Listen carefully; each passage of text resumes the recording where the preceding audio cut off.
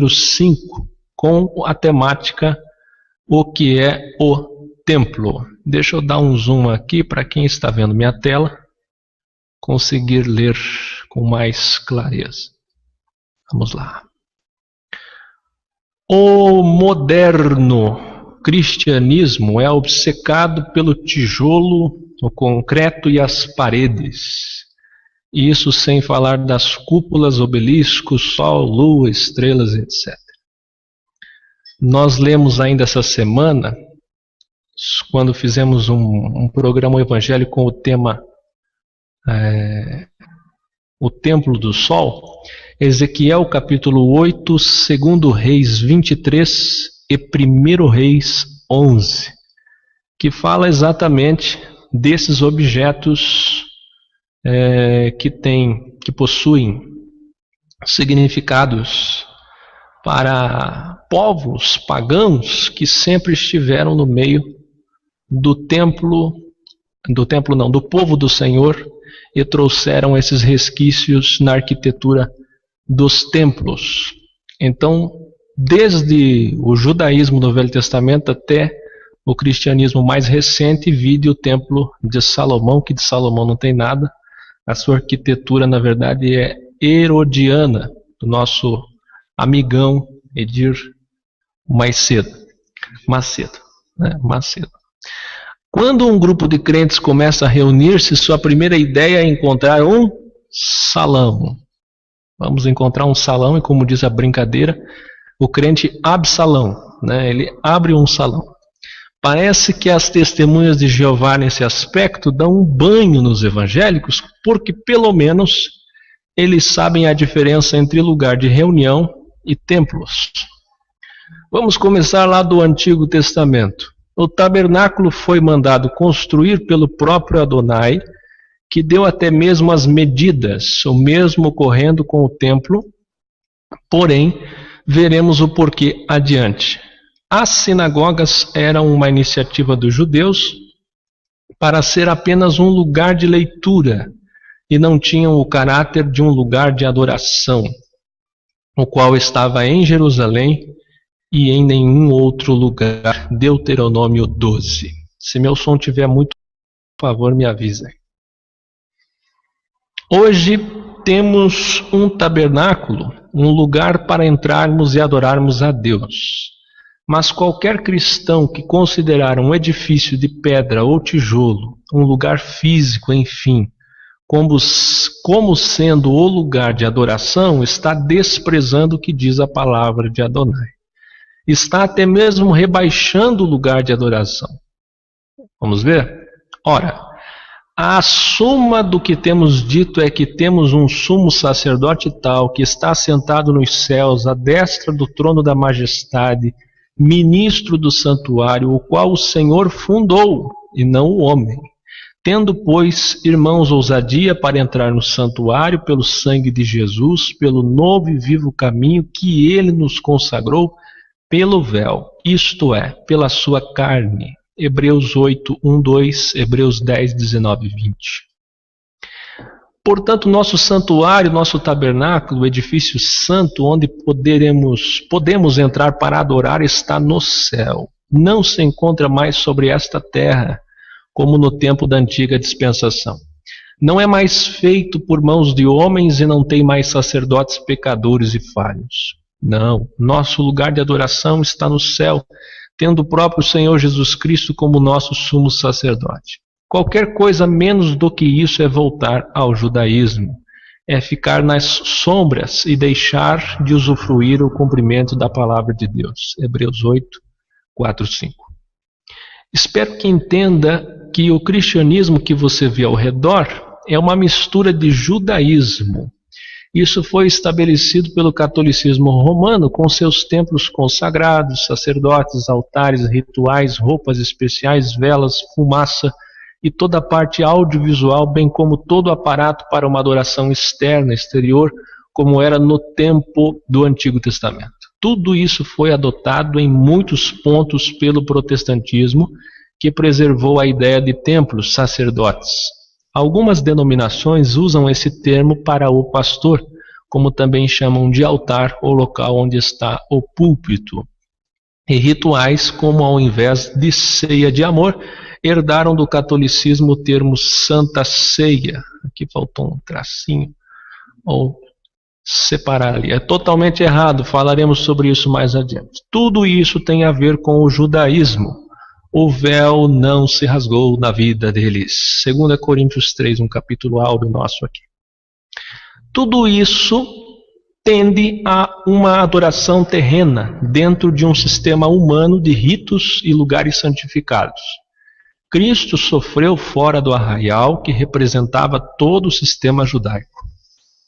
E por isso, a palavra nos exorta a sairmos a Cristo. Olha só que lindo, sairmos a Ele, somente a Ele, ou para estarmos com Cristo, fora do arraial, o sistema religioso judaico, levando o seu vitupério ou sua rejeição, porque não temos aqui cidade permanente, mas buscamos a futura. Hebreus 13, dos versículos 10 ao 15. Se temos que sair a Cristo, é porque Ele está fora de todo o sistema judaico, e a mesma situação você encontrará em Laodiceia, que representa os últimos dias da igreja antes do arrebatamento.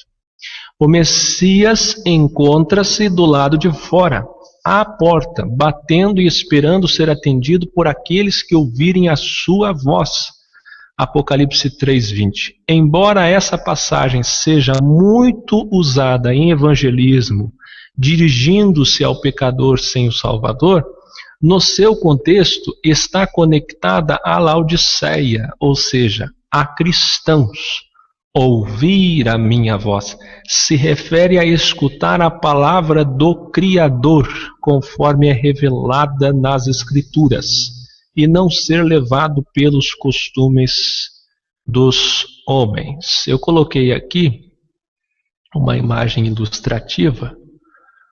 Vejam aí, nós temos então, portanto, o pináculo do templo, Mateus 4, Lucas 4, onde Jesus foi tentado, as salas do templo, a Assembleia do Sinédrio, escola rabínica, a Forte Antônia, as muralhas, o pórtico de Salomão aqui embaixo, e a Porta Formosa, lá em Atos 3, Pedro e João curaram o coxo em nome do Salvador, o pátio das mulheres e o pátio dos gentios, e aqui sim o templo. Então, muitas traduções veem de forma equivocada que eles estavam todos os dias lá em Atos 2 no templo. Não, eles estavam no pátio do templo. Aqui nós temos dois pátios, pátio dos gentios e pátio das mulheres. É aqui que as pessoas se encontravam para conversar, é como se fosse uma praça, o centro da cidade. Vamos falar sobre isso mais adiante. Qual é então a verdadeira casa de Adonai? Existe uma música gospel bem conhecida que diz: fico feliz em vir em sua casa, erguer minha voz e cantar aleluia. Não vou cantar muito porque essa música tem direitos autorais. Conforme Hebreus 3:6, deveriam cantar: fico feliz em ser a sua casa. Não é fico feliz em ir, em vir à sua casa, mas sim em ser a sua casa. Hebreus 3:6 diz que nós somos esta casa. Então, tudo agora é espiritual e não físico, não tangível, não palpável. Lembre-se primeiramente que no Salmo 122 está claro, a casa de Adonai no Velho Testamento era Jerusalém, ou seja, o seu povo. Por quê? Porque Jerusalém vem da palavra certa que é Yahushalaim, que é casa do Pai, né? Casa de Deus. A cidade de Yahushalaim, que contém o nome do Pai, Yahu, o Criador dos céus e da terra, Shalaim significa casa. A casa de Adonai, portanto, o seu povo, a sua congregação, e não edificações humanas. O irmão Gleverton Martins, que é aqui do projeto EC, nos traz agora um excelente estudo sobre casa de Deus. Aliás, ele é que ia dar essa aula, acabou não tendo tempo, estou gravando. Em 2 Samuel 7, versículos 2 e 3, diz: Davi revela ao profeta Natã, ou melhor dizendo, lá está a revelação de Davi a Natã e o seu desejo de edificar uma construção para ali colocar a arca de Deus, porque disse Davi ao profeta, olha só, qual era o motivo? Ora, olha, eu moro em casa de cedros e a arca de Deus mora dentro de cortinas. E disse Natã ao rei, vai e faze tudo o que está no teu coração, porque o Senhor é contigo. Porém, ao contrário do que esperavam, o próprio Deus se manifestou contra esta intenção de Davi. Pois assim disse o Senhor por intermédio do profeta Natã naquela mesma noite, versículos 5 e 6. Edificar-me-ias tu casa para minha habitação? Porque em casa nenhuma habitei desde o dia em que fiz subir os filhos de Israel do Egito até o dia de hoje. Mas andei em tenda e em tabernáculo. Ao referir-se a este episódio, o escritor do livro de Crônicas deixa assim registrado em seu livro as palavras de Deus, segundo Crônicas 17, 4, 5. Vai e dize a Davi, meu servo, assim diz o Senhor, tu não me edificarás uma casa para morar, porque em casa nenhuma morei, desde o dia em que fiz subir a Israel até o dia de hoje, mas fui de tenda em tenda e de tabernáculo em tabernáculo. Ao referir-se ao Egito, Deus estava lembrando a Davi da nação governada por Faraó, onde o povo de Israel viveu durante 430 anos e onde foi oprimido. Israel era a nação derivada das 12 tribos, dos 12 filhos de Jacó, neto do patriarca Abraão, com o qual Deus fez aliança e para o qual prometeu colocar a sua bênção para fazê-lo prosperar, ele e sua descendência. Os israelitas eram os herdeiros da promessa feita a Abraão, Êxodo 2, 23, 25 e Gênesis 12, 17 ao 19. Quando Deus livrou Israel do Egito por intermédio de Moisés, falou com este no monte a respeito da necessidade do povo em trazer ofertas para a construção do templo, local este onde deveria ser depositada a Arca da Aliança, o qual foi levantado no deserto conforme a instrução do Senhor dada a Moisés. Em todas as suas peregrinações, os filhos de Israel levavam o tabernáculo consigo, conforme a direção de Deus. Quando Deus se manifestou a Davi, deixou claro que, ao contrário do que acontecera com Moisés no caso do tabernáculo, ele não havia pedido a Davi que ele edificasse uma construção. Veja o versículo 7. E em todo lugar em que andei com todos os filhos de Israel, falei porventura alguma palavra com qualquer das tribos de Israel, a quem mandei apacentar o meu povo de Israel, dizendo, por que não me edificais uma casa de cedros? Veja o relato segundo o que está registrado em 1 Crônicas 17, 6. Por todas as partes por onde andei com Israel, falei alguma palavra a algum dos juízes de Israel, a quem ordenei que apacentasse o meu povo, dizendo, por que me não edificais uma casa de cedros? Tais passagens, conforme o que está nas Escrituras, mostra claramente que a ideia de se construir um templo ou uma casa para a morada do Altíssimo nunca foi fruto da vontade de Deus, e que embora o próprio Deus, algum tempo depois, consentisse com tal ideia, como veremos bem mais adiante, a construção em si do templo foi fruto de uma total confusão e distorção da profecia dada pelo Senhor. Um resultado para lá de concreto do que acontece quando as palavras de Deus são mal interpretadas. Para fundamentar tal afirmação, leia atentamente as próximas passagens em que Deus entrega a profecia por intermédio do profeta Natã a Davi. Após lembrar-lhe de onde ele havia tirado aquele que foi considerado um homem segundo o seu coração, versículos 10 ao 17. Vamos ver? E preparei lugar para o meu povo, para Israel, e o plantarei, para que habite no seu lugar e não mais seja movido. E nunca mais os filhos da perversidade o aflijam como dantes. Desde o dia em que mandei que houvesse juízes sobre o meu povo Israel. A ti, porém, te dei descanso de todos os teus inimigos. Também o Senhor te faz saber que o Senhor te fará casa, quando teus dias forem completos, e vieres a dormir com teus pais. Então farei levantar depois de ti a tua semente, que procederá de ti, e estabelecerei o seu reino. Este edificará uma casa no meu nome, e confirmarei o trono do seu reino para sempre. Eu lhe serei por pai, e ele me será por filho, e se vier a transgredir, castigá-lo-ei com vara de homens, e com açoites de filhos de homens. Ora, quem é que levou 40 açoites? Mas a minha benignidade se não apartará dele, como a tirei de Saul, a quem tirei de diante de ti. Porém a tua casa e o teu reino serão firmados para sempre diante de ti. Teu trono será firme para sempre, conforme toda essa visão. Assim falou Natã a Davi. No livro de Crônicas, na Bíblia, no primeiro livro, capítulo 17, versos de 9 a 15, está registrado o mesmo que acabamos de ver citado acima. Mas vamos iniciar aqui a análise do que foi dito e posteriormente do que foi interpretado por Davi, e mais adiante o que foi repassado por ele a Salomão, seu filho e sucessor.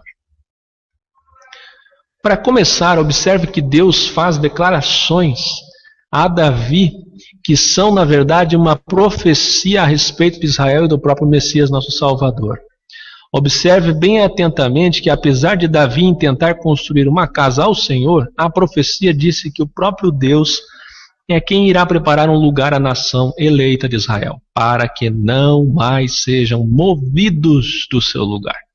Profecia esta que ainda não se cumpriu, pois Israel até os dias de hoje se encontra disperso, sem seu território devidamente definido e reconhecido no cenário mundial. Basta acompanhar a história e os noticiários pelos meios de comunicação, que isso está claramente demonstrado e comprovado.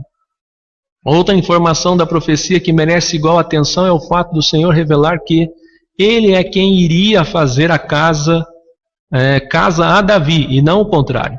Esta profecia se cumprirá na eternidade, segundo as palavras do próprio Salvador, conforme o que está registrado no livro de João, na Bíblia, capítulo 14, 2 e 3. Na casa de meu pai há muitas moradas, casas, quartos. Se não fosse assim, eu vou-lo teria dito, pois vou preparar-vos lugar. E, se eu for e vos preparar lugar, virei outra vez e vos levarei para mim mesmo, para que, onde eu estiver, estejais vós também. Repare que esta promessa do Messias concorda com o que foi predito através de Natã a Davi, tanto no aspecto pessoal quanto no aspecto coletivo, a respeito da nação a quem Deus irá preparar um lugar, para que não mais sejam movidos de seu lugar. Que tremendo! Deus estava dizendo: ei Davi, acorda! Não é você, mas eu sou quem te escolheu e te exaltou, e sou eu o mesmo quem vai te preparar um lugar e uma morada, e não o contrário. Louvado seja o nome do Senhor. Outra informação de extrema relevância é que a profecia revela que aquele a quem Deus estabeleceria o reino seria levantado após a morte de Davi, e o seu reino seria firmado para sempre.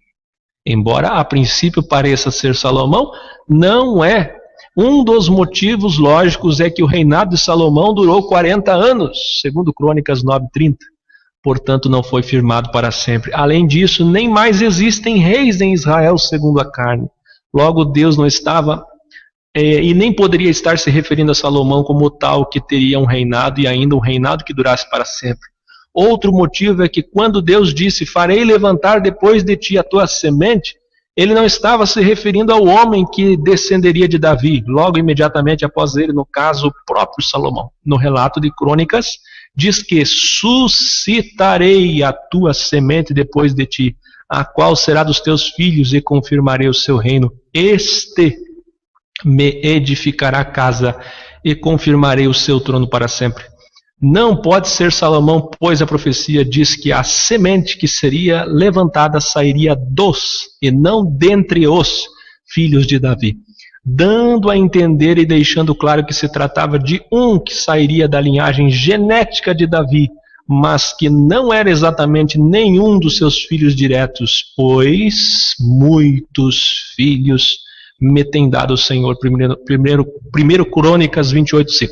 Disse Davi, mas sim um ascendente deles. Veja que é exatamente o contrário do que aconteceu com o próprio Davi. Pois quando Samuel foi enviado a Jessé, seu pai, por Deus, para ungí-lo rei de Israel, no caso dele, sim, a profecia disse dentre e não dos, ou seja, o rei que seria levantado seria um filho direto de Jessé, e não apenas um descendente distante, pois disse dentre e não dos. Leia em 1 Samuel 16:1. Vamos ler? Então, disse o Senhor a Samuel, até quando terás dó de Saul, havendo eu rejeitado, para que não reines sobre Israel? Enche o teu caso de azeite, deve estar errado aqui, teu vaso de azeite, e vem, enviar-te-ei a Jessé, o belemita, porque dentre, olha só, dentre, veja como Deus é sempre específico, claro em suas palavras, dentre os seus filhos me tenham provido de um rei.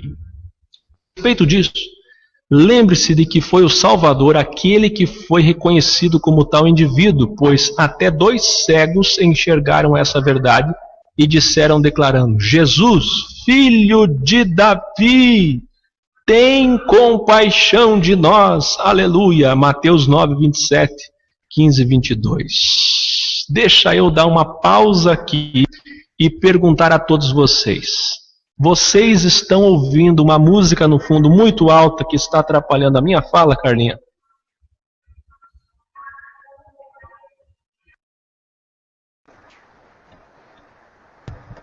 Não estou ouvindo, não. É que tem o Ademar está aqui de testemunha, tem um perturbado aqui na frente, ligando nas músicas ainda mais perturbadoras, que está difícil de dar aula aqui, se concentrar. Tá um ruído assim, mas não está atrapalhando, não. Tomara que seja.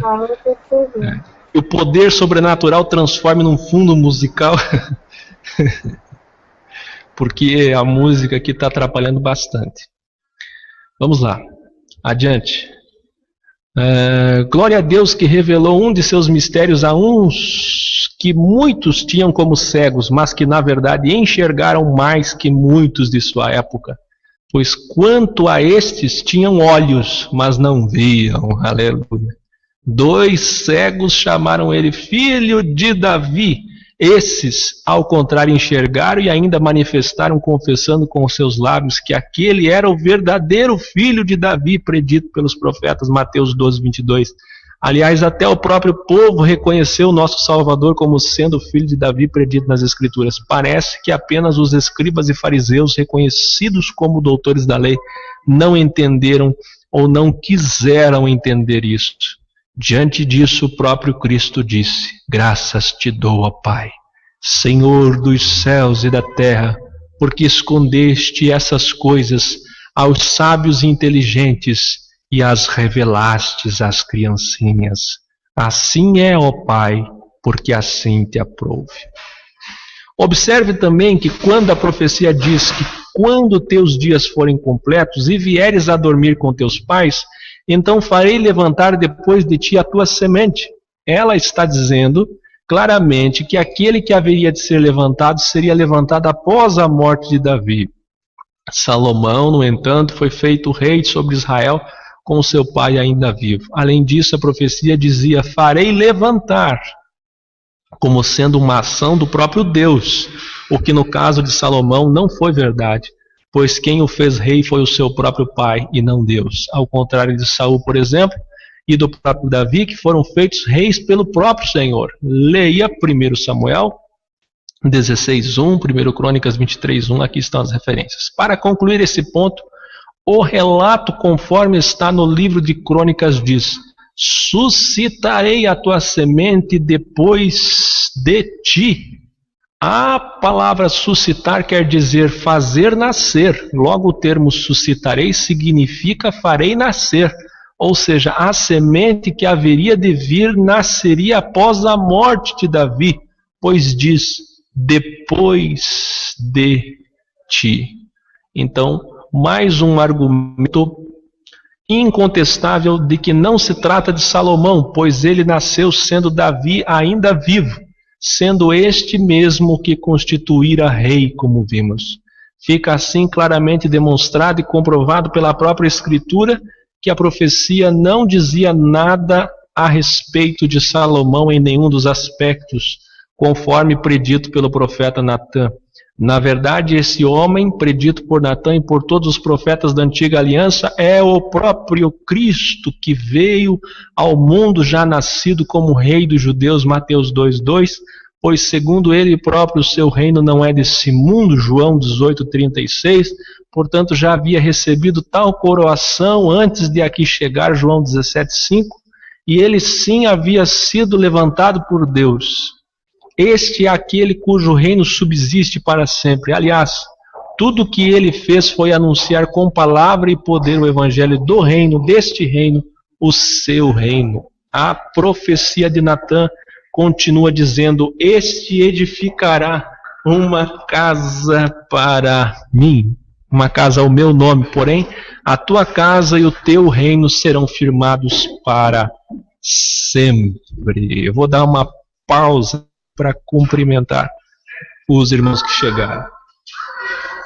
Chegou aqui a irmã Priscila e o irmão Adrian, estão aqui conosco.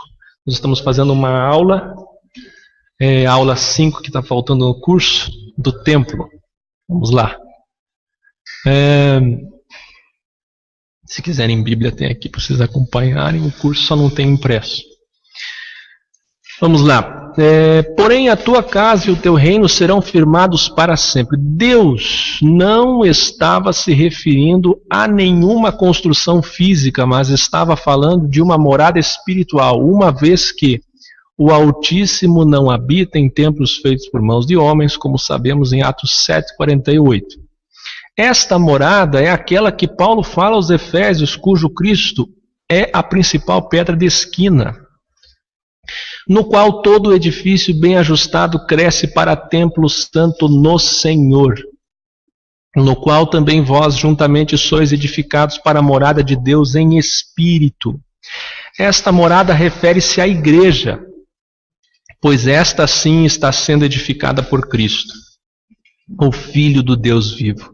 Ele é este Filho mencionado pela profecia, e foi isso mesmo que também testificou o escritor de Hebreus, capítulo 3, versículo 6, ao escrever que Cristo, como Filho, estava sobre a sua própria casa, a qual casa somos nós, se tão somente conservarmos firmes até o fim a nossa esperança e a glória da esperança. Além disso, essa casa que somos nós, ao contrário do reino de Salomão, será firmada para sempre, pois as portas do inferno ou Hades não prevalecerão contra ela. Mateus 16:18, como prevaleceram sobre Salomão e seu reino físico e transitório, que era apenas uma sombra do que haveria de vir? Claro que não. Prosseguindo, a profecia disse: eu lhe serei por pai e ele será por filho. O próprio escritor da epístola aos Hebreus também deixa isso claro ao escrever na Bíblia. Melhor dizendo, capítulo 1, versículo 5 diz: porque a qual dos anjos disse jamais: tu és meu filho e hoje te gerei? Outra vez: eu lhe serei por pai e ele me será por filho? Repare que o escritor usa a mesma frase: eu lhe serei por pai e ele será por filho, do Salmo 2, versículo 7. Não deixando dúvidas de que esta se refere a Cristo, e somente a ele, pois se Deus não se referiu assim nem a anjos, quanto mais a um simples homem mortal como o próprio Salomão. Deus mesmo testificou estar falando de Cristo quando este, na ocasião de seu batismo, acabara de sair das águas do rio Jordão, pois disse Deus: este é o meu filho amado, em quem me comprazo. Mateus 3,17. Deus estava testificando que este sim é aquele filho predito pelos profetas, inclusive Natã, e revelado a Pedro pelo Pai através do Espírito, o Filho do Deus vivo. Este é aquele que sem transgressão foi castigado com vara de homens e com açoite de filhos dos homens, para nos remir dos pecados e nos apresentar santos e inculpáveis perante o Pai, conforme tudo o que já sabemos e conhecemos. Glória a Deus pelo Cordeiro de Deus que tira o pecado do mundo. Tudo que foi exposto até aqui mostra a profecia da forma como ela foi predita e sua verdadeira interpretação segundo o que pesquisamos na própria Escritura, com toda a diligência. A partir de agora, vamos analisar também pela Escritura tudo conforme Davi interpretou e repassou para seu filho, e veremos o resultado disso tudo. Para começar, vale a pena ressaltar que é importante ler todo o contexto da história, tanto no livro de Samuel quanto nos livros de Crônicas, pois os dois relatam a oração que Davi fez ao Senhor após receber a profecia por intermédio do profeta Natã, e mostram a perplexidade do rei diante de tão grandiosa profecia que foi tão mal interpretada por ele, como veremos adiante. Aliás, o próprio Jesus havia testificado que muitos reis e profetas desejaram ver e ouvir o que hoje nos é claramente revelado pelo Espírito. Pois disse Jesus, Lucas 10, 22 a 24, tudo por meu Pai me foi entregue, e ninguém conhece quem é o Filho senão o Pai, nem quem é o Pai senão o Filho, e aquele a quem o Filho o quiser revelar. E voltando-se para os seus discípulos, disse-lhes em particular, bem-aventurados os olhos que veem o que vós vedes, pois vos digo que muitos profetas e reis desejaram ver o que vós vedes e não ouviram, e ouvir o que vós ouvis e não ouviram. Foi exatamente esse o caso. Um rei, Davi, e um profeta, Natã, que receberam uma profecia, mas cujas mentes não alcançaram tal compreensão. Vale lembrar, no entanto, que ambos estavam debaixo da antiga aliança, portanto não haviam recebido o Espírito Santo da promessa como nós, e portanto não podiam compreender a profecia como nós, mesmo sendo ela transmitida através deles mesmos. Vamos ler o relato que está transcrito abaixo, conforme os dois livros, e logo após farei as colocações pertinentes. Em Samuel está assim registrado, capítulo 7, versículos 25 a 27. Agora, pois, ó Senhor Jeová, esta palavra que falaste acerca de teu servo e acerca da tua casa, confirma para sempre, faze como tens falado. E engrandeça-se o teu nome para sempre, para que se diga, o Senhor dos exércitos é Deus sobre Israel, e a casa de teu servo será confirmada diante de ti, pois tu, Senhor dos exércitos, Deus de Israel, revelaste aos ouvidos de teu servo, dizendo, edificar-te-ei casa, portanto teu servo achou seu coração fazer-te esta oração.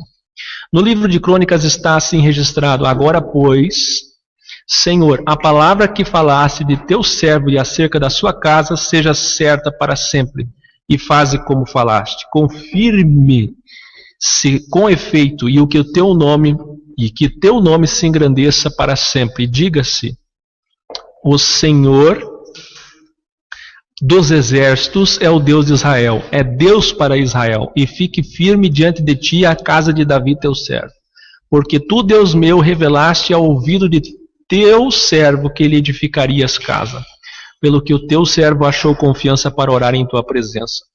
Observe que no relato, tanto do livro de Samuel quanto do livro de Crônicas, Davi não compreende a grandiosidade da profecia e reduz a sua interpretação como se referindo a uma casa natural, pois disse, falaste acerca de teu servo e acerca da sua casa. A casa de teu servo, a casa de Davi, teu servo. É evidente que Davi não compreendeu a revelação, porque disse, tu, Deus meu, revelaste. Dando a entender com isso que o próprio Deus havia falado de uma casa natural, como sendo uma sucessão de reis que descenderia deles segundo a carne, que tal sucessão jamais se acabaria. Como se Deus tivesse revelado que se tratava de um reino natural, pois disse Davi, 1 Crônicas 28, 4, e o Senhor, Deus de Israel, escolheu-me de toda a casa de meu pai para que eternamente fosse rei sobre Israel. Porque a Judá escolheu por príncipe, e a casa de meu pai, na casa de Judá, e entre os filhos de meu pai, pois se agradou de mim para me fazer rei sobre todo o Israel. Segundo o que anteriormente foi aqui exposto pela própria Escritura, e historicamente comprovado, tal interpretação foi um equívoco por parte de Davi. Além disso, Davi acrescentou dizendo, tu, Deus meu, revelaste ao ouvido de teu servo que lhe edificarias casa. Ele não compreendeu de que Deus estava se referindo a uma morada eterna, e antes de tudo espiritual, conforme o que já vimos, segundo as palavras do próprio Cristo relatadas em João 14, 2 e 3. Davi também não entendeu que aquele que seria levantado depois dele, e não enquanto ele estivesse vivo, não era Salomão, mas sim Jesus.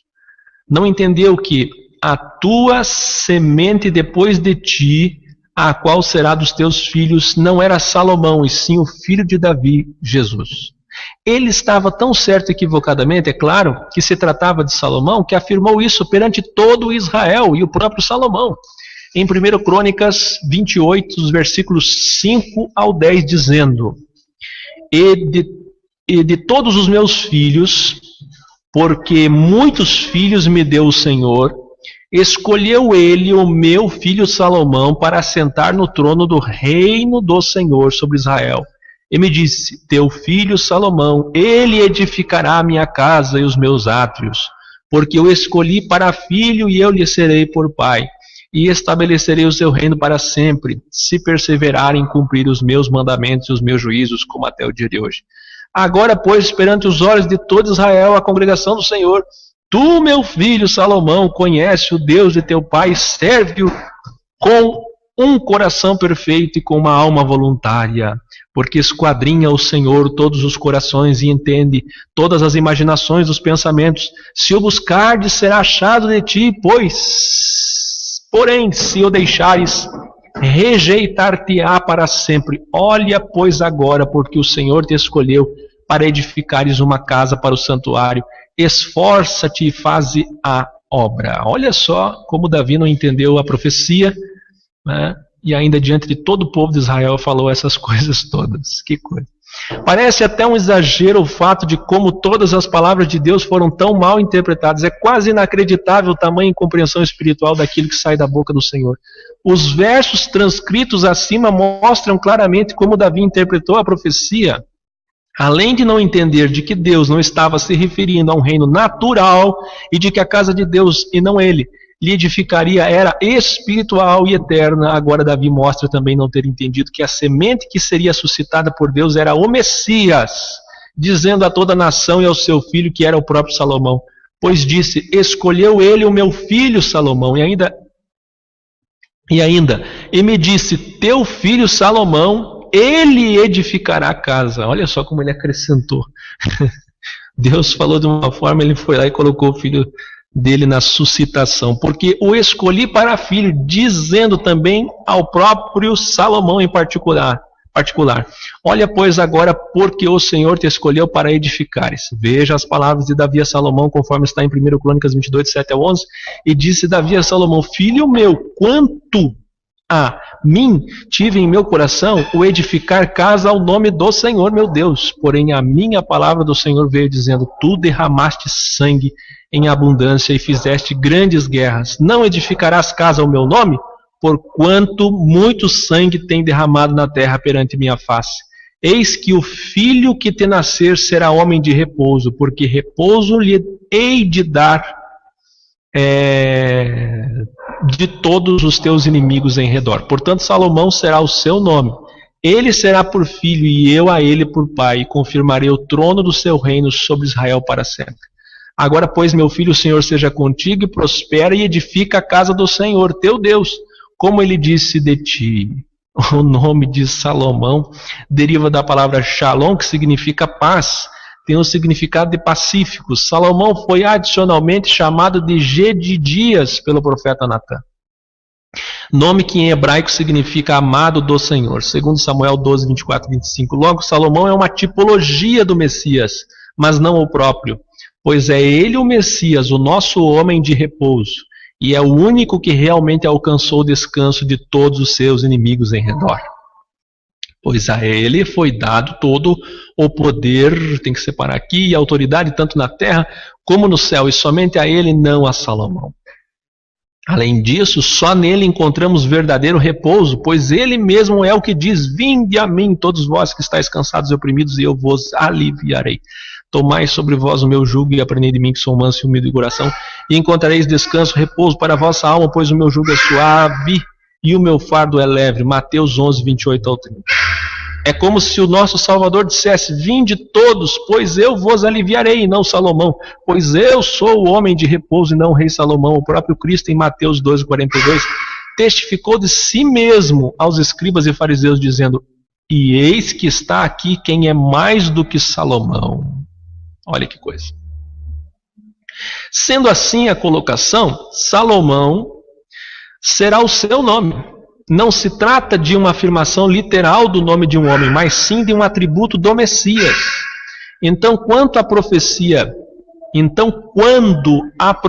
disse Salomão será o seu nome, é como se Deus dissesse Pacífico será o seu nome, ou ainda, ele será chamado de Pacífico. Lembra? Ele é o príncipe da paz. O próprio Isaías, a respeito do Messias, profetizou dizendo, Isaías 9,6, que o seu nome será maravilhoso, conselheiro, Deus forte, Pai da eternidade, príncipe da paz. E como já vimos, foi a ele que Deus chamou de filho amado, e somente a ele Deus confirmou o trono do seu reino para sempre.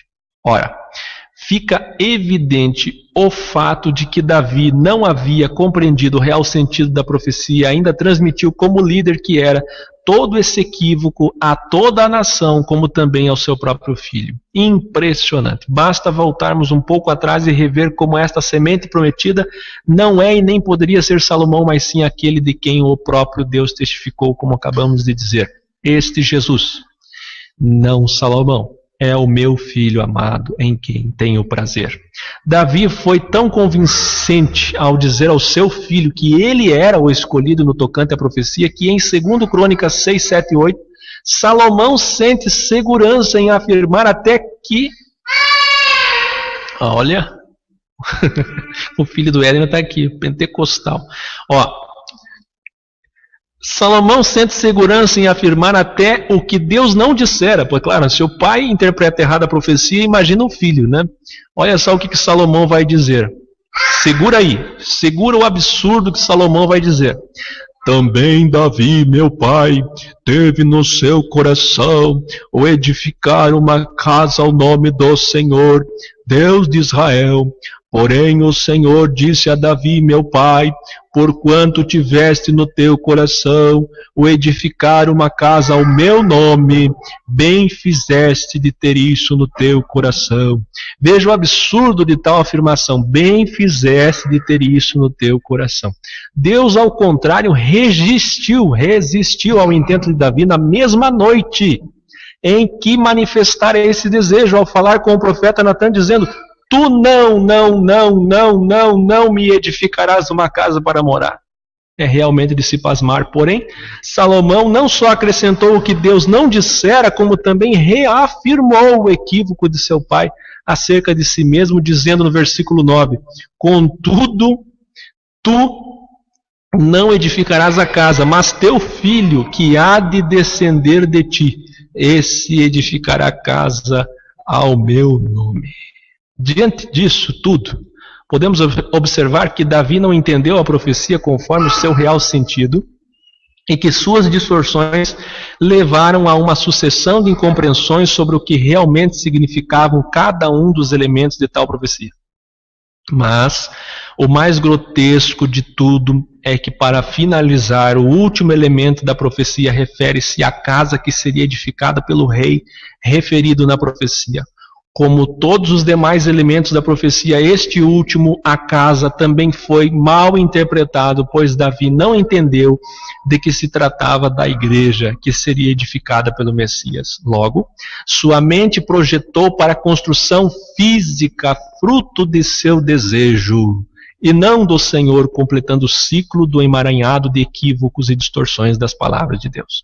Davi estava tão certo de que se tratava de uma construção física que, antes mesmo de morrer, deixou todos os preparativos para seu filho escolhido, segundo o que acreditava, para que este pudesse concluir a obra, e além disso envolveu todo Israel em prol dessa missão, onde todos voluntariamente contribuíram para tal obra. Veja 1 Crônicas 22, 28 e 29. Então, antes de morrer, olha só. Embora pareça que todos em Israel estavam certos de que Deus pedira a Davi para construir-lhe uma casa, segundo o que mal interpretaram da profecia, o próprio Salomão, em um surto de lucidez, por um momento, por um instante, por um lapso de tempo, parece ter compreendido que tal ato de construir uma casa para Deus era realmente estranho, e de que ele fosse o tal escolhido para isso. Observe suas palavras, segundo Crônicas 2, versículos 5 e 6. Olha só o que Salomão vai dizer. E a casa que estou para edificar há de ser grande, porque o nosso Deus é maior do que todos os deuses. Porém, quem teria a força para lhe edificar uma casa, visto que os céus e até os céus dos céus não o podem conter? E quem sou eu que lhe edificasse casa, salvo para queimar incenso perante ele? Realmente impressionante e esclarecedora esta colocação de Salomão. Se prestarmos bem atenção por todo o contexto da história, perceberemos que Salomão só se envolveu em todo este evento, pois foi assim convencido pelo seu pai, o rei Davi.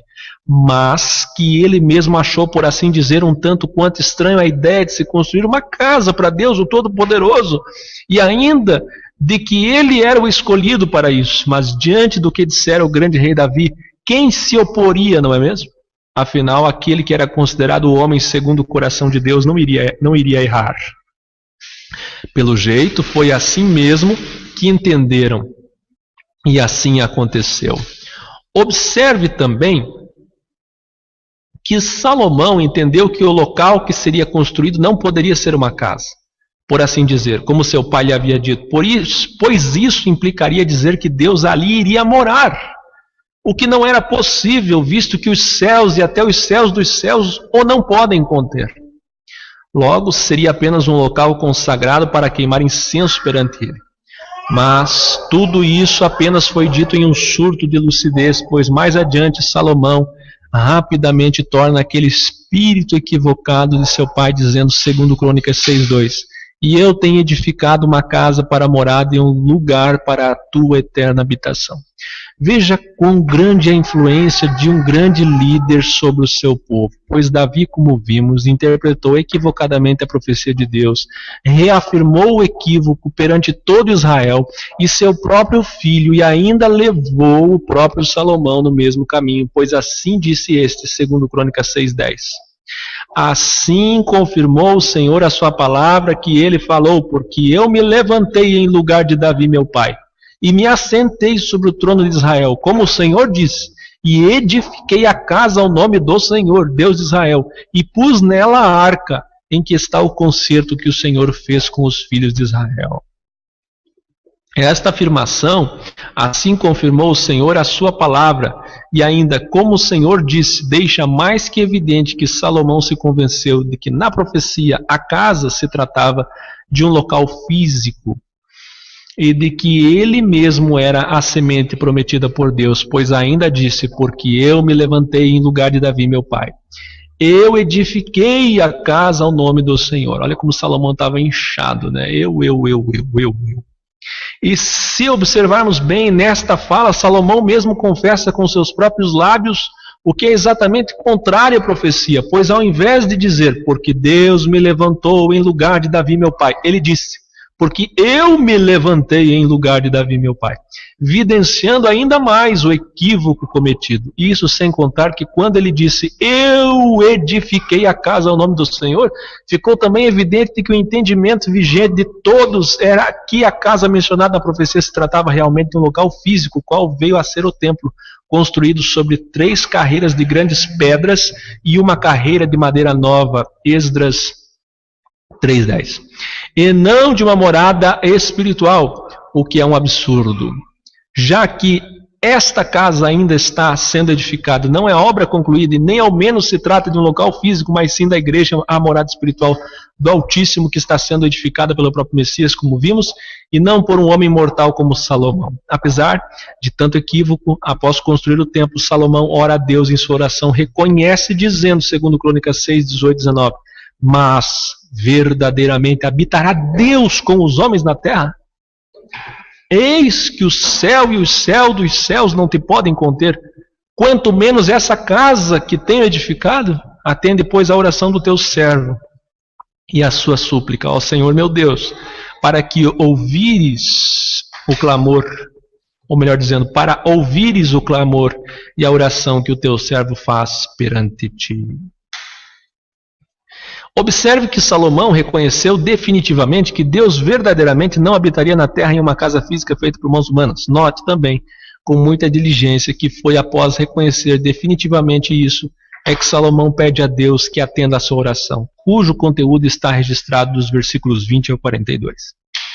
Leia as passagens que se seguem, segundo Crônicas tal, está tudo aqui. Observe atentamente que após, e somente após esse episódio, a oração em que Salomão reconhece que Deus não habita em templos físicos, é que Deus se manifesta em sinal de aprovação, com fogo caindo do céu, para consumir o holocausto e os sacrifícios oferecidos a Deus no templo. Segundo Crônicas 7:1, que diz: E acabando Salomão de orar, desceu fogo do céu e consumiu o holocausto e os sacrifícios, e a glória do Senhor encheu a casa. Não foi Deus que desceu na casa, mas a sua glória pela sua arca, pelo seu povo, pelo rei de Israel, como vontade permissiva. Falaremos sobre isso mais à frente. Vamos à frente. Mesmo assim, isso não significou que o Senhor Todo-Poderoso havia voltado atrás e consentido em morar em casa feita por mãos humanas. Leia o que segue.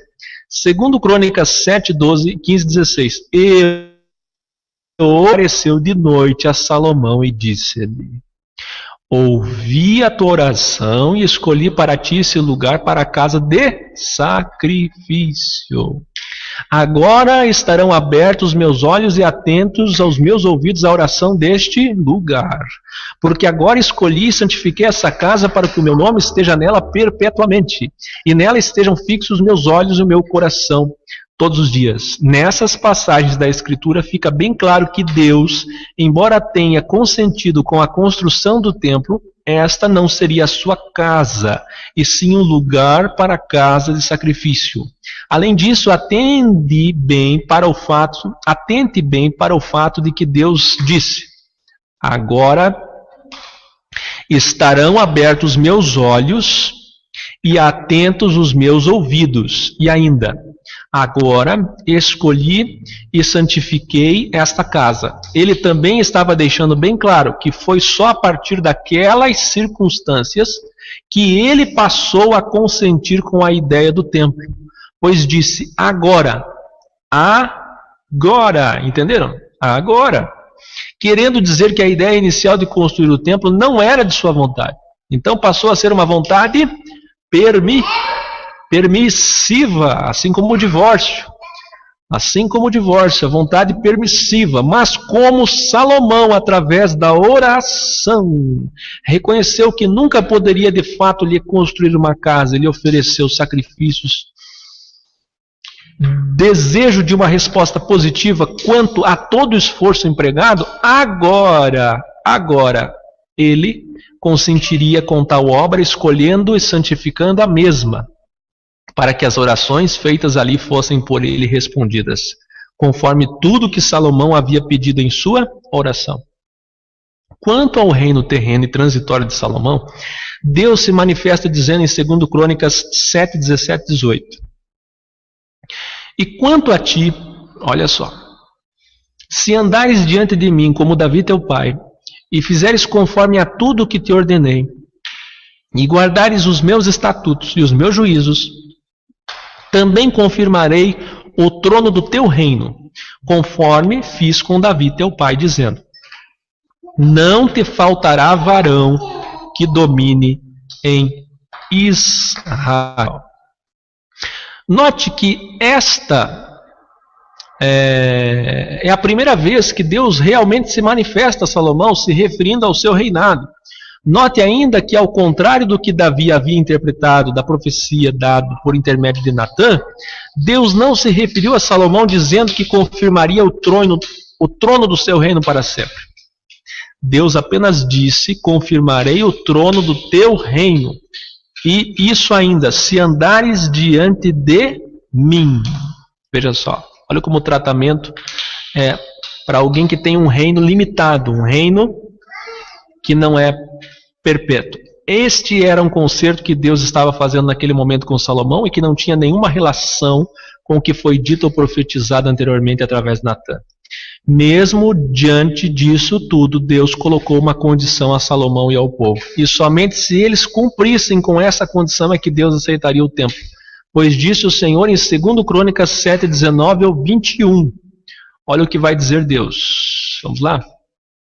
Porém, se vós vos desviardes e deixardes os meus estatutos e os meus mandamentos, então vos arrancarei da minha terra que lhes dei, e lançarei da minha presença esta casa que consagrei ao meu nome, e farei com que seja um provérbio e monte entre as gentes, e desta casa que fora tão exaltada, qualquer que passar por ele se espantará e dirá, porque fez o Senhor assim como esta terra e com esta casa?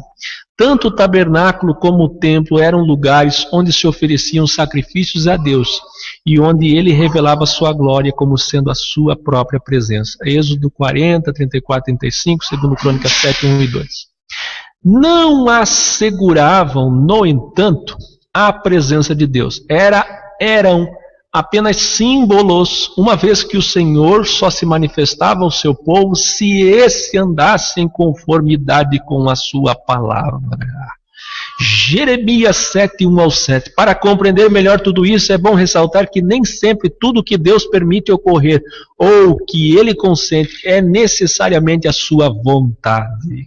No entanto, em sua infinita graça e misericórdia, Ele nos aceita e aceita muita de nossas ações ou obras a fim de nos revelar o quão falhos somos e o quão melhor é obedecer não somente a sua palavra, mas a sua vontade. Prova disso é que muita gente que está com a visão errada, a visão não espiritual, mas a visão física, com o véu ainda costurado, que estão no sistema religioso, serão salvos por sua infinita graça. Para exemplificar isso, basta recordarmos que em Israel houve um período em que não havia um regime monárquico de governo, ou seja, não havia reis. Deus mesmo governava por intermédio dos juízes, dentre os quais os filhos de Samuel foram os últimos a governar. A história de como ocorreu essa transição está no livro 1 de Samuel, capítulo 8 da Bíblia. Naquela ocasião, diante dos pecados dos filhos de Samuel, os anciãos da nação israelita clamaram por um rei, pois disseram a Samuel: constitui-nos, pois, agora um rei sobre nós, para que ele nos julgue, como o tem todas as nações. Eis como o próprio Deus recebeu tal anseio do povo. Ouve a voz do povo em tudo quanto te disserem, pois não te tem rejeitado a ti, antes a mim me tem rejeitado para eu não reinar sobre eles. Então o Senhor disse a Samuel: dá ouvidos à sua voz, constitui-lhes um rei. Podemos ver claramente que nunca foi a vontade de Deus que houvesse reis em Israel que governasse sobre o povo. Mesmo assim consentiu com tal anseio do povo, e o resultado final foi um povo oprimido pela tirania de alguns reis e dividido por disputas de poder. Mas tudo isso foi necessário? Logicamente que não. Porém, o povo não quis ouvir a voz de Samuel e disseram: não, mas haverá sobre nós um rei, e nós seremos como todas as nações. E o nosso rei nos julgará, e sairá adiante de nós, e fará as nossas guerras. 1 Samuel 8, 19 e 20. Veja então, a vontade permissiva de Deus para um povo endurecido que queria divórcio, para um povo endurecido que queria rei, para um povo endurecido que queria templo. Então Deus, por sua graça, que sempre existiu, permite, a sua vontade permissiva se manifesta. Eles quiseram ser como todas as nações. Este é o ponto-chave. Da mesma forma como Deus jamais quis que um rei governasse sobre Israel, embora tenha consentido ou permitido tal coisa, de igual modo jamais foi da vontade de Deus que um templo fosse construído a ele, embora ele tenha permitido e até mesmo consagrado tal casa. Eles queriam ser mesmo como todas as nações. Isso tem nome, né? Paganização. As nações tinham reis e também havia altares erigidos aos mais diversos deuses em todas as nações, que nós bem sabemos que na realidade eram demônios. Israel não se contentou em imitar os povos quanto à forma de governo. Agora eles queriam fazer o mesmo quanto à forma de cultuar sua divindade. É triste, mas é realidade. Pois eu vos digo que está aqui quem é maior do que o templo. Mas se vós soubesseis o que significa misericórdia quero e não sacrifício, não condenaríeis os inocentes. Não condenaríeis os inocentes. Mateus 12, João 2, 18 a 21. Ah, chegamos. Estamos quase chegando lá, viu, irmãos? Falta pouco. Eu já estou com a língua de fora aqui. Vamos lá, falta pouco. Em João 2, 18 a 21, Jesus transferiu para si a ideia do templo, confirmando o que havia predito o profeta Ageu sobre a glória da segunda casa, agora revelada no próprio Jesus. Ageu 2, 7 ao 9. Jesus é o templo pelo qual os servos fiéis têm acesso à glória de Deus. Aleluia! Isso tão é verdade que a palavra relata que na Nova Jerusalém não haverá templo, porque o seu templo é o Senhor Todo-Poderoso e o Cordeiro. Ageu relata que neste lugar, a segunda casa que é Cristo, darei a paz, diz o Senhor dos Exércitos. No Novo Testamento, Paulo nos explica que temos paz com Deus por nosso Senhor Jesus Cristo, Romanos 5:1, Colossenses 1:20, e que nós somos um só corpo em Cristo, Romanos 12:5, e por isso também somos templos de Deus, e se tão somente conservarmos firmes até o fim a nossa confiança e a glória da esperança, Hebreus 3, 6 e 14, uma vez que o Altíssimo não habita em templos feitos por mãos humanas, Atos 7, 48, 1 Coríntios 3, 16 e 6, 19, aqui tem uma revelação. O Altíssimo não habita em templos feitos por mãos humanas, mas nós somos o templo de carne e osso, feito pelas próprias mãos do Senhor, e é nesse templo, feito não por mãos de homens, mas moldado pelo próprio Deus, que Ele habita. Em mim e em você somos, então, portanto, a segunda casa, e a glória da segunda casa é maior do que a primeira. Salmos 139, 13, 15, 16. Não em um prédio de alvenaria, como muitos pensam ou mesmo praticam. Leia 1 Coríntios 3, 16 e 6, 19. Ora, uma vez que Cristo vive em mim, tenho acesso à glória divina e sou portador dela. 2 Coríntios 5,17 e 3,18. O Messias nos ensinou que somente os que guardam a palavra do Senhor são os que edificam sobre a rocha. Aqueles que a ignoram, no entanto, são os que edificam sobre a areia. Ele estava, na verdade, dizendo que aqueles que nele confiam não serão abalados pelas situações carnais, mundanas e demoníacas que nos cercam, mas os que o negam sofrerão grande dano ocasionado por estas situações, por não serem praticantes da palavra, mas somente ouvintes esquecidos, como está em Tiago 1, 22 ao 24. Hoje somos descendência de Abraão pela fé em Cristo e por ela participantes das promessas divinas. Romanos 9, 8, Gálatas 4, 28, Gálatas 5, 5. E de similar modo, fomos resgatados da opressão de Satanás, príncipe desse mundo, assim como Israel foi liberto do Egito da opressão do faraó. Sendo assim, o relato de 2 Samuel 7, 5, 6 refere-se a todos nós que servimos a Deus. Analogicamente ou analogamente aos ensinos de Cristo, Deus nos exorta a que permaneçamos firmes, alicerçados em sua palavra, em sua presença, uma vez que as tendas ou tabernáculos eram armados sobre solo arenoso, sendo facilmente removidos. Deus deseja que deixemos de ser inconstantes em sua palavra, assim como os tabernáculos o eram no deserto, e passemos a ser sua firme habitação, assim como o templo o era em Jerusalém, a fim de que sua glória venha a ser manifesta aos homens através de nós. Assim como o templo em Jerusalém for edificado sobre 3 carreiras de grandes pedras e 1 carreira de madeira nova, o Senhor deseja que as nossas vidas sejam alicerçadas sobre as revelações que Ele nos concede a respeito dele como Pai, do Filho e do Espírito Santo, sobre o entendimento do sacrifício de Cristo no madeiro, onde a nossa redenção e eternidade foram conquistadas com as despesas da casa do Rei dos Reis e Autor da vida. A afirmação de 1 Coríntios 3,16 é para todos quantos são chamados filhos de Deus, porém muitos ainda se portam como tabernáculos e não como templos, ou seja, são inconstantes na areia, ainda estão firmados na areia, na sua decisão por Deus e em tudo o que se refere ao compromisso com o reino. Colossenses 1,23. Deus nos convida e nos exorta a firmarmos-nos de uma vez por todas em sua palavra como um verdadeiro templo vivo do Senhor. Aprovo o texto até aqui lido pelo irmão Gleverton Martins. Os 3 elementos alterados: templos, sacerdotes e sacrifícios. O antigo judaísmo estava centrado em 3 elementos: o templo, o sacerdote e o sacrifício. Quando o Salvador veio, presta atenção, você que já está dormindo no travesseiro, presta atenção, ele cancelou os 3 elementos, cumprindo-os em si mesmo. Ele é o templo que incorpora uma casa nova e viva, feita de pedras vivas, sem mãos humanas. Ele é o sacerdote que estabeleceu um novo sacerdócio. Ele é o sacrifício perfeito e definitivo. Não caia na balela de que precisa sacrificar-se para receber alguma coisa. Os pagãos tiveram seus templos, seus sacerdotes e seus sacrifícios. Foram apenas os cristãos que descartaram todos esses elementos.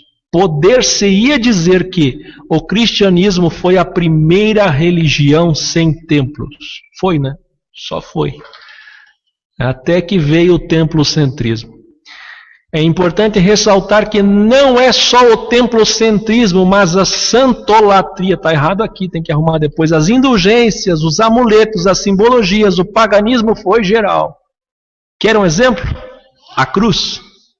Sabe quando a cruz foi tida como referência artística à morte de Cristo? Depois de Constantino. Por sua vez, o crucifixo, a representação artística do Salvador pregado na cruz, surgiu no século V. O costume de fazer o sinal da cruz com a mão teve origem no século II.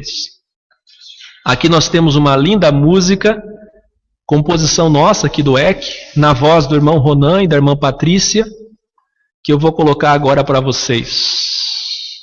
Vamos ouvir? Só um pedacinho, depois vocês podem ouvir inteiro. Está lá no curso. E por último eu vou entrar na parte do Novo Testamento. Vamos lá? Por que travou aqui? Travou por quê? Funciona aí.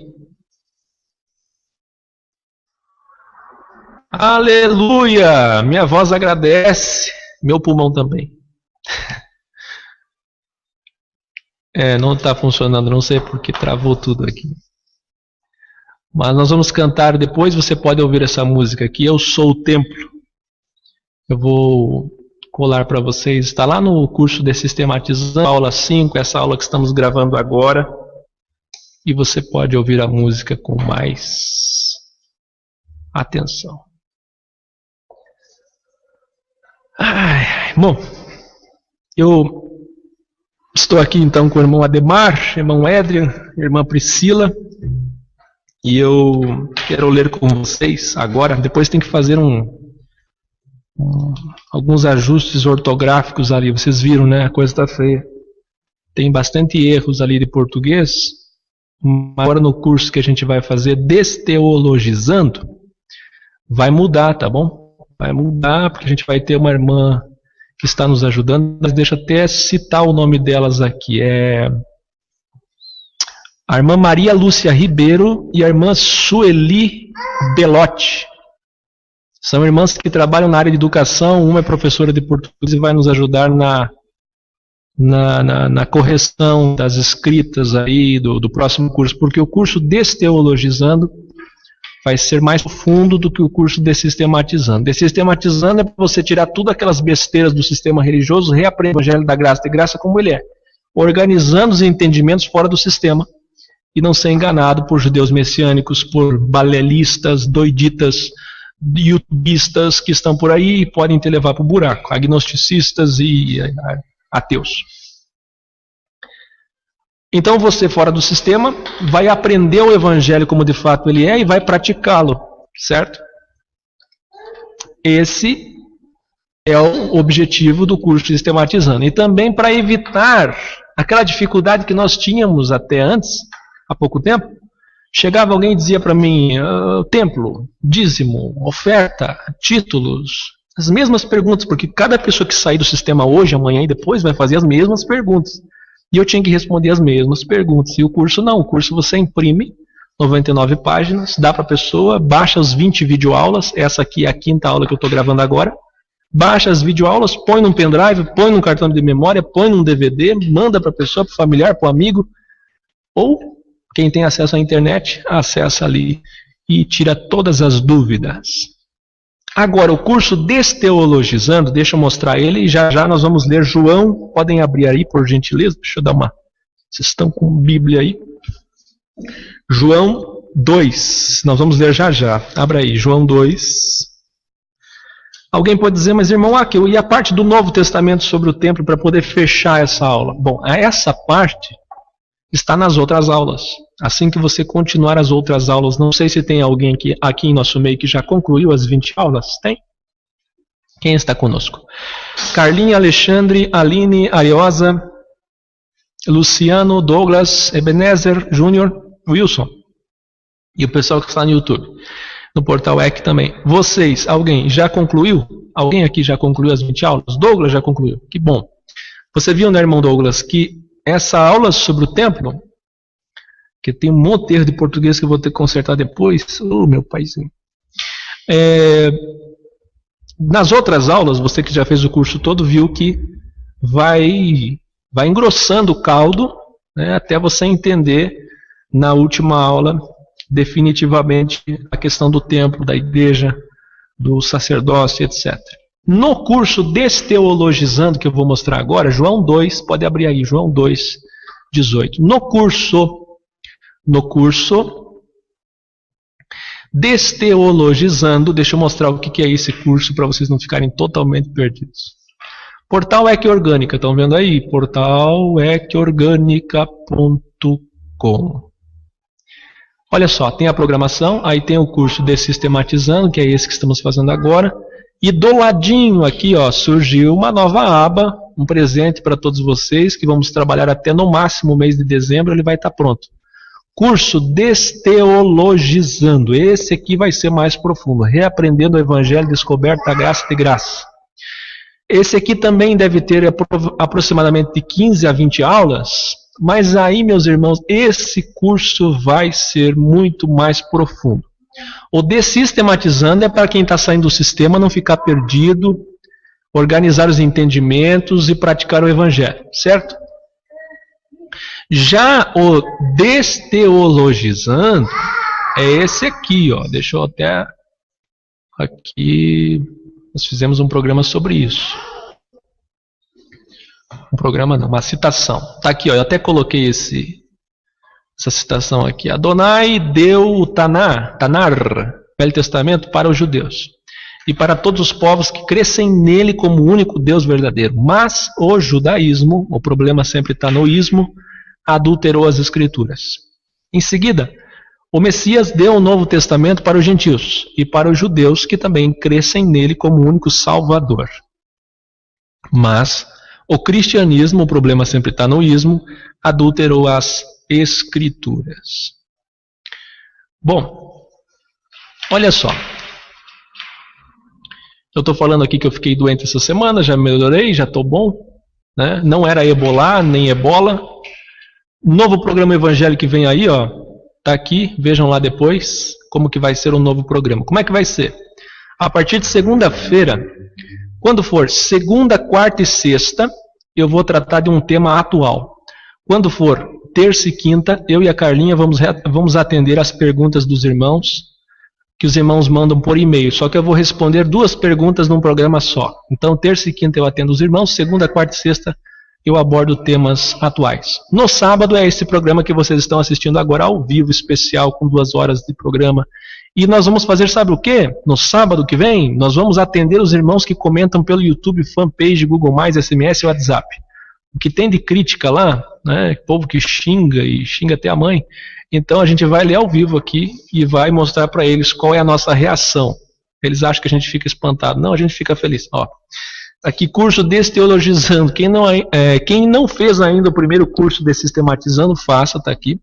E vem aí o curso Desteologizando, onde o irmão Aca pegará as aulas de hermenêutica, homilética, de semântica, a exegese, desde a semântica, que é a mais simples, até a exegese, que é a mais complicada, e todas as outras logias, e comparará com o que diz as Escrituras, puramente, o que realmente está escrito, sem nenhum proselitismo religioso através da lavagem cerebral didatizada por meio de cursos teológicos de doutores amontoados que não suportam o evangelho o verdadeiro ensino, melhor dizendo, do evangelho da graça de graça, sempre com a nossa marca, temperança e humildade. Então vem aí esse curso. Como que será? Vou explicar. Quem aqui já fez curso de teologia? Dos irmãos que estão aqui, seja curso básico, médio ou avançado. Quem já fez? Ou pelo menos entrou lá na faculdade de teologia, não aguentou ouvir tanta balela e saiu fora. Quem já fez? Júnior? Quem mais? Já fez? Você já fez? É? E por que você não quis ser teólogo? Dá dinheiro. Ebenezer fez também. Quem mais? Fez? Não faz. Fez? Você fez em qual denominação? Esbim? Meu Senhor da Glória. A ETAD, o Ebenezer fez a ETAD, conheço. ETAD é nível médio de teologia. Bom, tem Sinai, ETAD, FATADSE, que a faculdade tem IBAN, tem aquele outro lá. Cada denominação tem lá um curso teológico.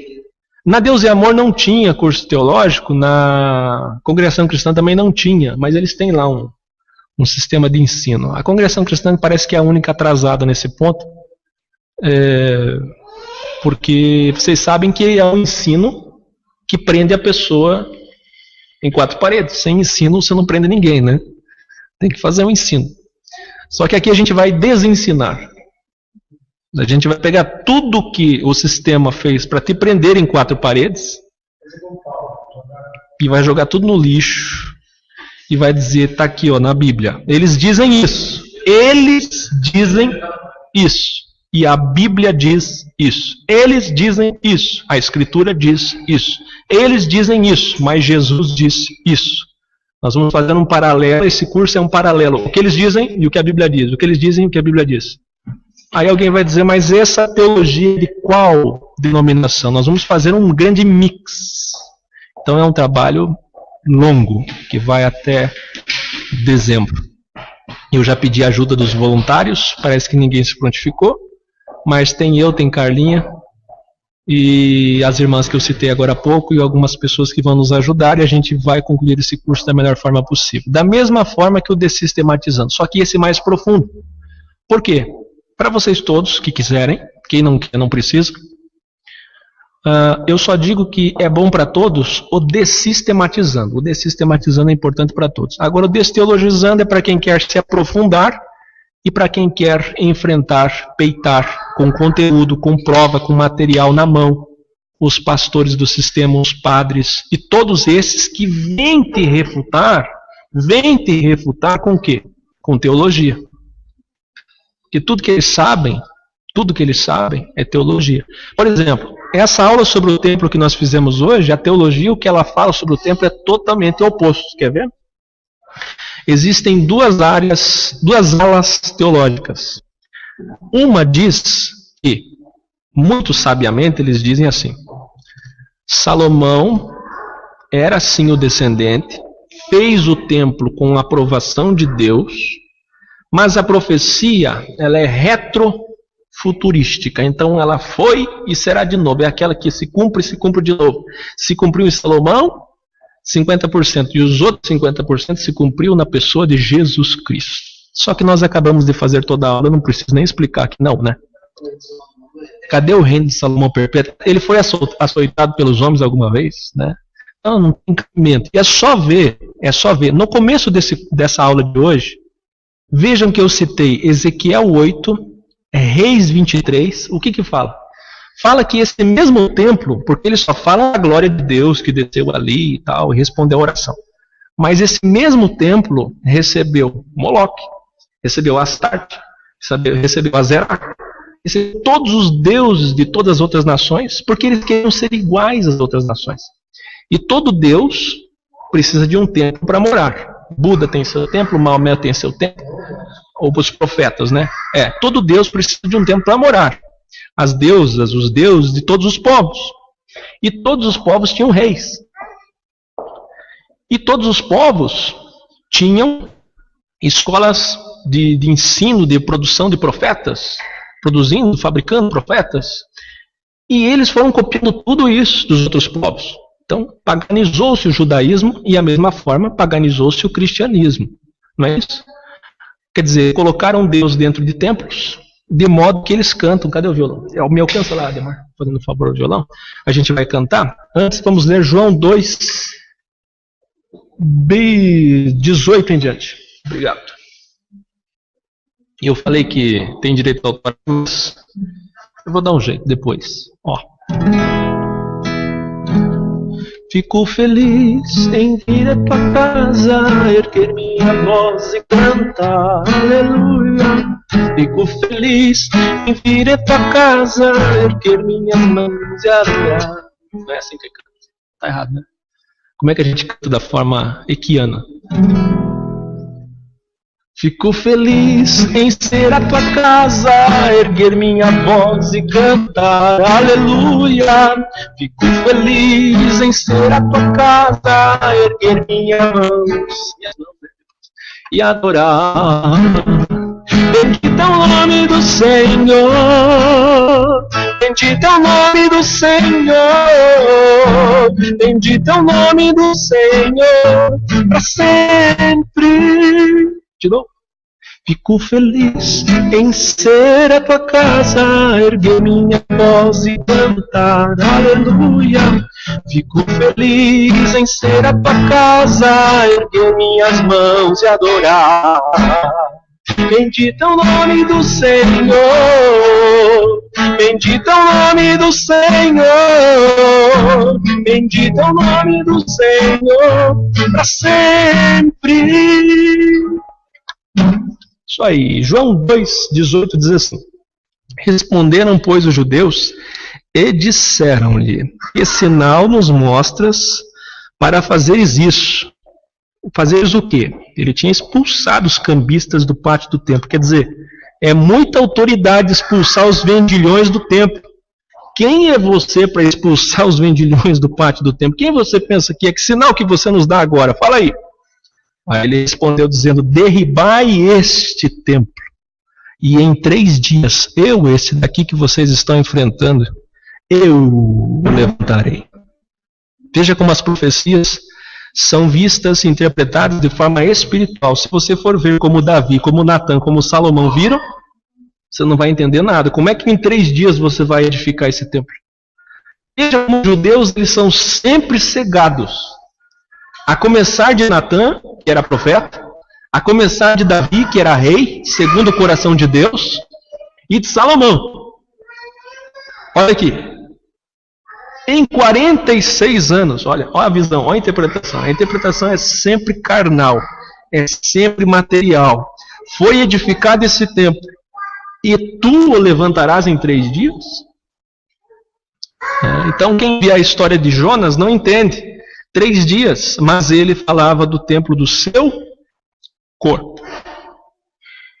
Corpo. Vocês podem repetir comigo a palavra corpo? Eu vou contar até 3. Aí vocês abrem o microfone, todo mundo junto. Todo mundo abre o microfone e vai repetir para memorizar. Corpo. Vamos fazer igual o sistema. Fala comigo, corpo.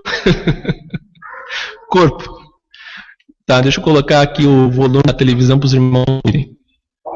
Vai lá. Estão preparados? Abrir o microfone e falar corpo. 1, 2, 3. Corpo. Corpo. Corpo.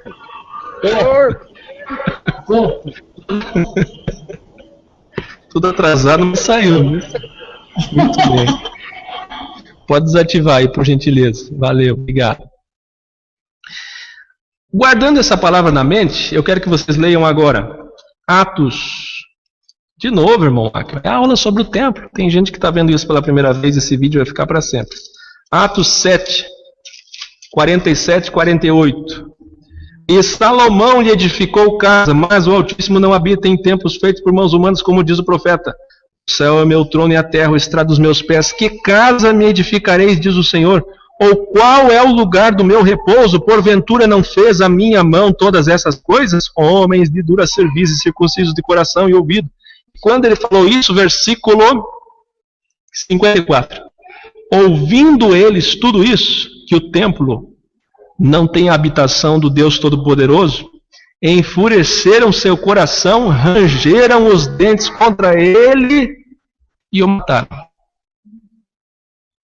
Veja só, não suportam, porque eles interpretam as profecias carnalmente, materialmente, eles não suportam. Vamos lá, tem mais. 1 Coríntios 3,16, abra aí. 1 Coríntios. Tem que decorar isso aqui na ponta da língua. 1 Coríntios 3,16. Não sabeis vós que sois o templo de Deus e que o Espírito de Deus habita em vós? Corpo. Corpo. Decoraram? Corpo. Corpo. Se alguém destruir o templo de Deus, corpo, Deus o destruirá, porque o templo de Deus que sois vós é santo. Tem mais? Tem mais. Vamos lá, vamos para frente. Eu quero que você abra agora em Efésios. Efésios, vamos ver o que Paulo está dizendo. Antes. 1 Coríntios 12. 1 Coríntios 12. 1 Coríntios 12, versículo de número 12. 1 Coríntios 12, 12. Sabe o que diz em 1 Coríntios 12, 12? Porque assim como o corpo. Versículo de número 13. Formando um corpo. Versículo 14. Porque também o corpo. Versículo 15. Não sou do corpo. Não será por isso do corpo. Enfim, todo o capítulo fala do corpo. Versículo 19. E se todos fossem um só membro, onde estaria o corpo? Agora, pois, há muitos membros, mas um só corpo. 1 Coríntios capítulo 10, 2 páginas atrás. 1 Coríntios capítulo 10, versículo 17. Porque nós, sendo muitos, somos um só pão e um só corpo. Corpo. Porque todos participamos do mesmo pão. Sobre esta pedra edificarei a minha igreja. Petra. Acontece que na Bíblia nós não temos um desenho animado, nem um vídeo, nem uma ilustração. Nós temos a escrita e a imaginação do que aconteceu. Mas na verdade o que aconteceu foi o seguinte, vem cá. Vou usar o doutor Ademar agora. Eu sou, nesse momento, o Messias e você é Pedro. Então Jesus fez assim, ó. Pedro, Petra. Não. Petros, pedra pequena. Pedro. Sobre esta. É que na Bíblia não tem nada entre parênteses. Jesus apontou para si. Pedro. Sobre esta. Mais aqui, deixa eu para a câmera, certo? Pedro. Sobre esta. Petra. Pedro, Petros. Sobre esta pedra, Petra, edificarei a minha igreja. Isso, obrigado. É que não tem na Bíblia entre parênteses, e ele apontou para ele. Mas ele está falando dele. No original é isso, só que a igreja católica, por exemplo, uma grande colaboração do nosso irmão João Ferreira de Almeida, que contém mais de 1.200 erros. Você quer ver? Vou te provar. Muitas pessoas não sabem que no portal Equiorgânica tem muitos arquivos para baixar lá. Eu já estou encerrando. Deixa eu mostrar para vocês. Muitas pessoas não sabem que no portal Equiorgânica tem muitos arquivos para baixar. Certo? Eu vou mostrar para vocês agora um exemplo de um desses arquivos que tem lá para baixar. Olha aí. O que está dizendo aí? Vocês estão vendo? Milhares de erros foram detectados nesse Novo Testamento de Almeida. Muitos deles produzidos pela comissão de eruditos que tentou harmonizar o texto português com a tradução holandesa de 1637. O próprio Almeida identificou mais de 2.000 erros nessa tradução. E outro revisor, Ribeiro dos Santos, afirmou ter encontrado um número bem maior. Isso aqui está na Bíblia Thompson. Então quer dizer, você está com uma Bíblia na mão, a maioria das pessoas usam João Ferreira de Almeida, e as outras também, Thompson também, mais de 2.000 erros. São erros pequenos, como esse. Que para o católico, Pedro é a pedra principal. Mas vamos ver o que Pedro diz sobre isso. Abra aí. 1 Pedro 2. Olha o que o Pedro vai dizer. Não dá para entender como é que pode, né? É uma questão de ser espiritual. O espiritual discerne tudo. Discerne, vê as coisas de forma espiritual. Olha lá. 1 Pedro 2. Versículo 4. E chegando-vos para ele a pedra viva, reprovada na verdade pelos homens, mas para com Deus eleita e preciosa. Eu vou usar Petra e Petros. Vocês estão entendendo ou não estão entendendo nada? Quem sabe, quem não sabe. Tem uma aula no curso que a gente fala exatamente sobre isso. Eu vou ter que compartilhar aqui, que vocês não estão entendendo nada. Vamos lá. Petra. Rocha sólida. Lembra do Salmo 40? Lembra? Rocha sólida, grande, firme, que é Jesus. E Petros, pedra pequena, pedra de rio, pedra que rola, pedrisco, pedregal, pedregulho, que simboliza Pedro. Então, quando eu for me referir a Jesus, eu vou falar Petra. E quando eu for me referir a Pedro, eu vou falar Petros, ok? Vamos ler novamente 1 Pedro 2, versículo 4. E chegando-vos para ele, a Petra, viva reprovada na verdade pelos homens, mas para com Deus eleita e preciosa. Vós também, como Petros, nós assim como Pedro somos Petros, pedras desse edifício, sois edificados casa espiritual e sacerdócio santo para oferecerdes sacrifícios agradáveis a Deus por Jesus Cristo. Pelo que também na Escritura se contém, eis que ponho em Sião a pedra principal, Petra, eleita e preciosa. Depois continua falando, ali no versículo 7, 8 e 9. Agora, para não tomar muito tempo, Hebreus 3, 6. Hebreus 3, 6. Mas Cristo como Filho, sobre a sua própria casa, a qual casa somos nós. Ok, Efésios, para encerrar essa sequência de versículos. E se nós fôssemos ler Hebreus, então, se nós fôssemos ler Hebreus, aí a gente ia ficar até amanhã, porque o livro de Hebreus inteiro fala sobre isso. Abra aí, Efésios capítulo 2, versículo 20. Edificados sobre o fundamento dos apóstolos e dos profetas de que Jesus Cristo é a principal pedra da esquina. Veja que Pedro falou sobre isso e Paulo fala sobre isso, no qual todo o edifício, corpo, igreja, bem ajustado, cresce para templo santo no Senhor, no qual também vós juntamente sois edificados para a morada de Deus no Espírito. Então, ele mora onde? Aonde que ele mora, irmãos? Me alcança o violão de novo e a gente vai encerrar, por gentileza.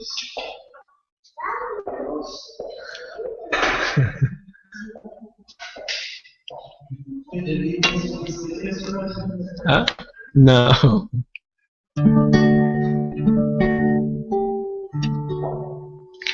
Essa casa é quem? Nós. Ele habita onde? Dentro de nós.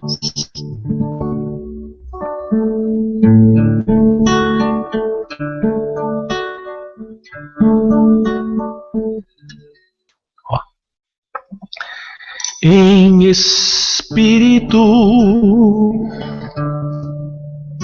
em verdade, te adoramos, te adoramos, em espírito, em verdade, te adoramos, te adoramos, Rei dos Reis e Senhor, consagramos nosso viver, Rei dos Reis e Senhor,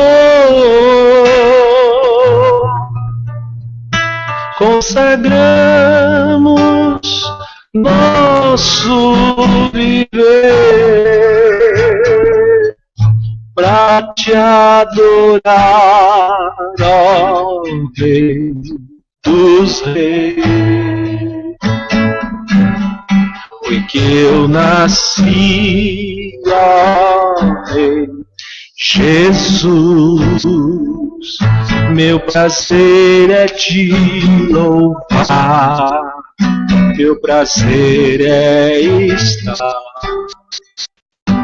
nos átrios do Senhor, meu prazer é viver na casa de Deus, onde flui o amor. Nós vamos mudar esse cor. Meu prazer é viver e ser esta casa onde flui o amor. Meu prazer é viver e ser esta casa onde flui o amor.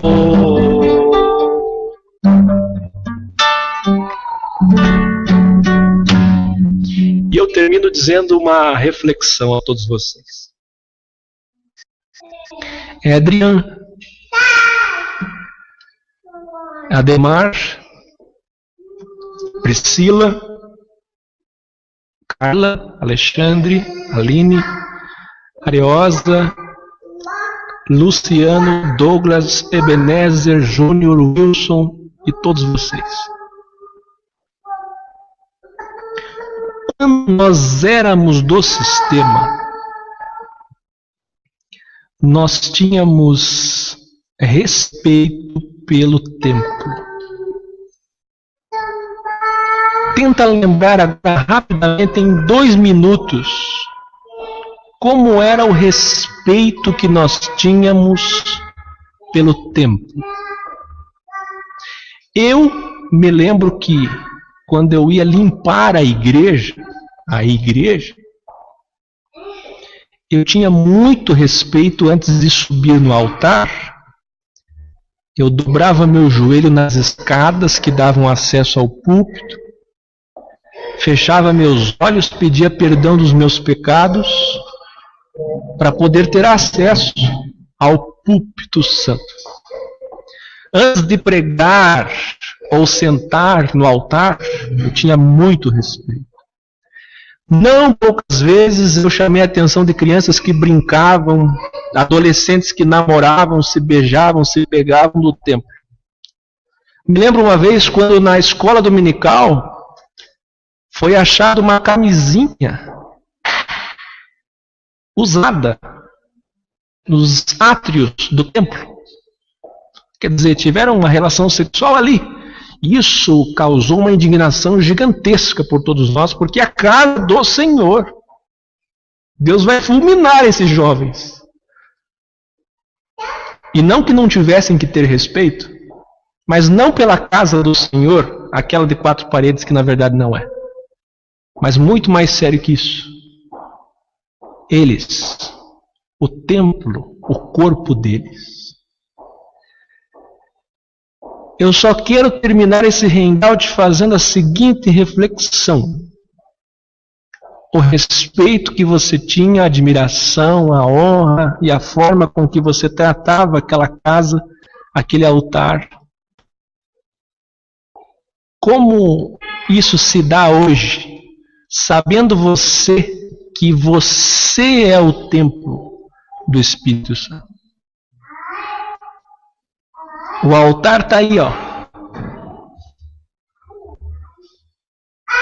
Os sacrifícios estão aqui. A arca está aqui.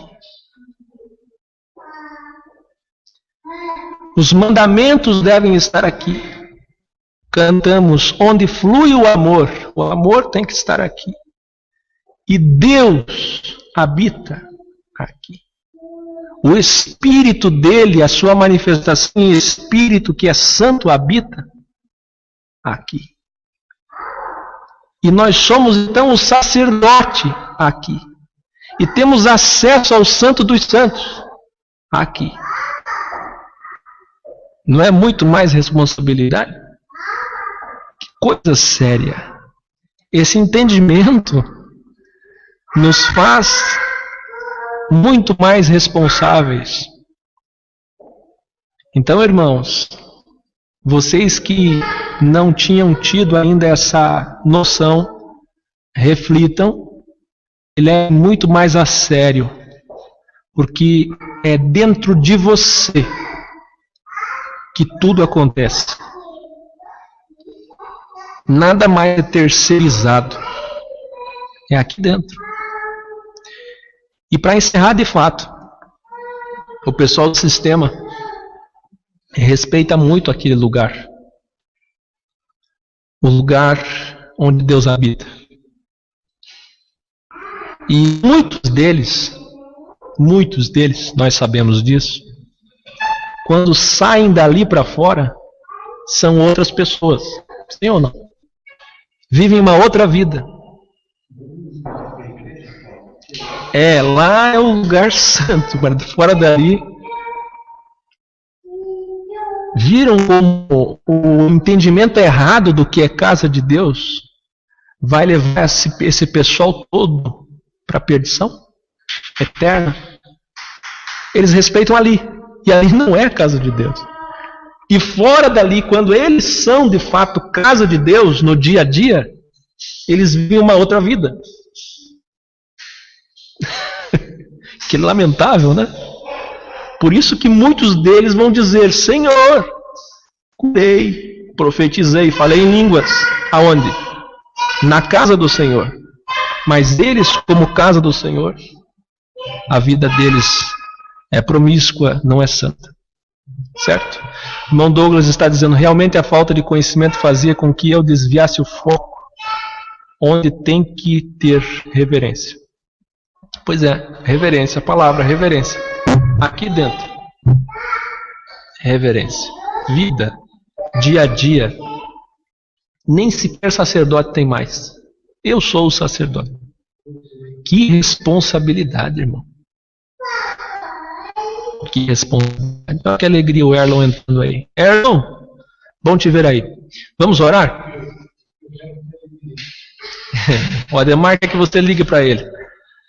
Você vai vir para cá, Erlon? Depois você me avisa por e-mail se você vai vir no dia 30 de agosto. Irmãos, todo último sábado do mês, nós vamos fazer um encontro. Os sábados mensais, eu não convido ninguém para vir aqui. Os irmãos vêm espontaneamente, como hoje vieram o Edrian, o Ademar. Mas no último sábado, no último de cada mês, vocês podem vir de fora. Santa Catarina, Minas Gerais, São Paulo, podem vir de fora para posar e a gente faz uma ceia, uma refeição de amor, certo? Então, todo último de sábado mês eu espero vocês. Façam uma economia e venham. Vamos orar?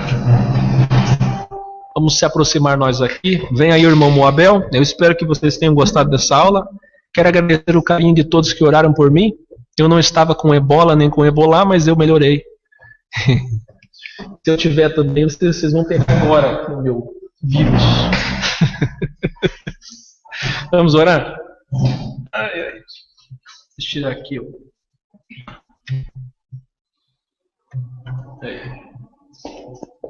Vem cá, Ademar. Sei que faz tempo que não aparece. Você vai orar por nós.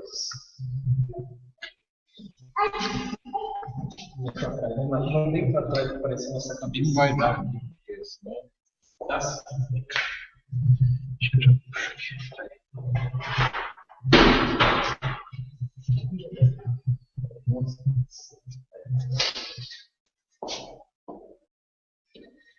Pai, meu querido, você vai ser te louvar, Senhor, porque nós tivemos uma aula maravilhosa hoje, Senhor, sobre o tempo, desmistificando, Senhor, tudo aquilo que aprendemos erroneamente.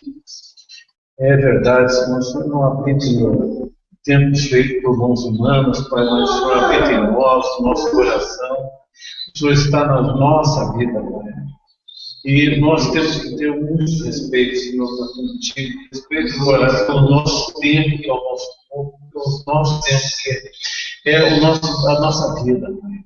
Muito obrigado, Senhor, porque isso é muito, Senhor, muito